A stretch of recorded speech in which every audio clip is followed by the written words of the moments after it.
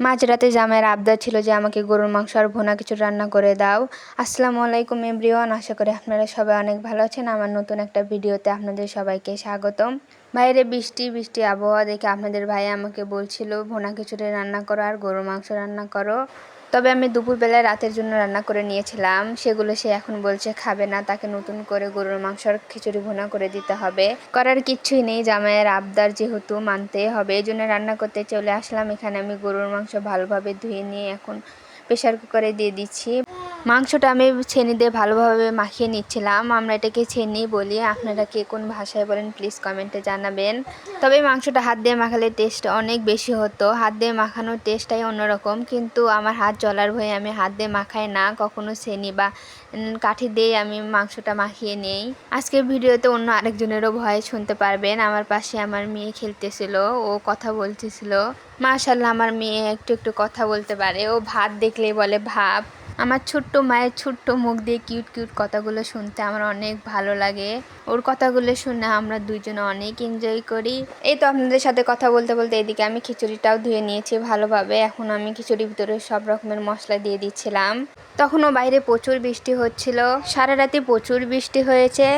বৃষ্টির দিনে খিচুড়ি লাভার কে কে আছো তারা আমার ভিডিওতে একটা লাইক দিয়ে যাবে। তারপরে খিচুড়িটা মাখানোর পর দেখি আমার মেয়ে সুজি শেষ হয়ে গেছে। নতুন একটা প্যাকেট বের করে ও সুজিটা এখন আমি একটু ভেজে নিব।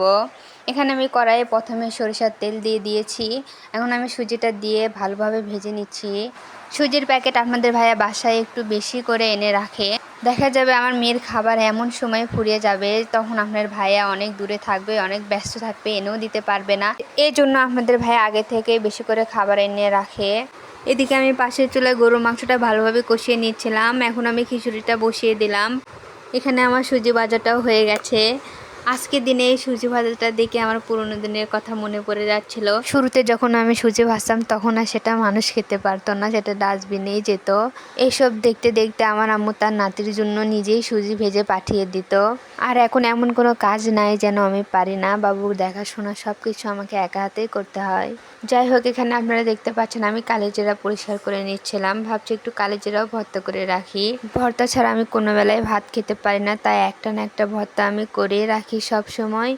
এই তো কালিজিরার ভিতরে প্রচুর ময়লা ছিল, আমি ভালোভাবে পরিষ্কার করে নিচ্ছিলাম। আজকে আমি আপনাদের সাথে কালিজিরা ভর্তার পুরো রেসিপিটাই শেয়ার করব। কালিজিরা ভর্তা করতে এখানে যা যা লাগবে সব কিছু আমি রেডি করে নিয়েছি। এখানে আমি পেঁয়াজ কুচি করে নিয়েছি, রসুনও কুচি করে নিয়েছি, এখানে এক টুকরো আদাও নিয়ে নিয়েছি, আস্ত কাঁচামরিচও নিয়েছি। এতে এখন আমি সব কিছু ভেজে নেবো। এখানে আমি প্রথমে রসুন দিয়ে দিচ্ছিলাম কড়াইয়ে।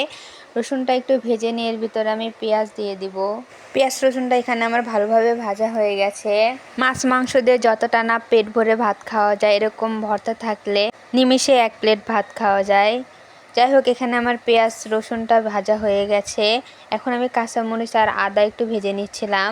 আমার এই ভিডিও যদি আপনাদের কোথাও কোনো অংশে একটু হলেও ভালো লেগে থাকে প্লিজ আমার পাশে থাকবেন, আমার ভিডিওতে একটা লাইক দিয়ে দিবেন। আর কোনো ভর্তা যদি হয় পাটায় বেটে তাহলে তো কোনো কথাই নেই। এই তো এখানে আমি পেঁয়াজ রসুন সব কিছু ভেজে নিয়ে প্রথমে পেঁয়াজ রসুনটা পাটায় বেটে নিব। এখানে আমি কালোজিরাটাও ভেজে নিয়েছিলাম, কেন জানি আমার ওই ভিডিওটা ডিলিট হয়ে গেছে। আপনারা অবশ্যই কিন্তু কালোজিরাটা ভেজে দেবেন, তবে কালোজিরাটা তেল দিয়ে ভেজে নিতে হবে। শুধু খোলায় ভেজে নিলে কালোজিরা ভর্তার টেস্ট অন্যরকম হয়ে যাবে। ভর্তাটা বানাতে বানাতে দুর্ভাগ্যবশত আমাদের বাসায় কারেন্টটা চলে যায়, তাই আমি ভর্তার লাস্ট পর্যন্ত ভিডিও করতে পারিনি।